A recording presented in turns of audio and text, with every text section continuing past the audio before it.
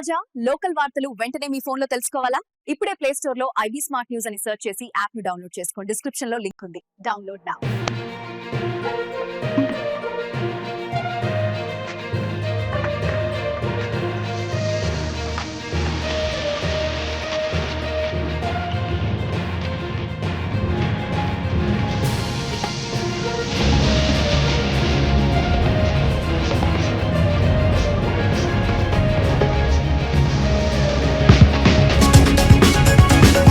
Breaking news చూస్తున్నాం. నెల్లూరు జిల్లాలోని వింజమూరు మండలంలో ఎంపీపీ ఎన్నికలు తీవ్ర ఉద్రిక్తతకు దారితీశాయి. వైఎస్ఆర్ కాంగ్రెస్ పార్టీకి చెందిన ఎంపీటీసీలను కిడ్నాప్ చేశారంటూ పార్టీ నేతలు ఆందోళనకు దిగారు.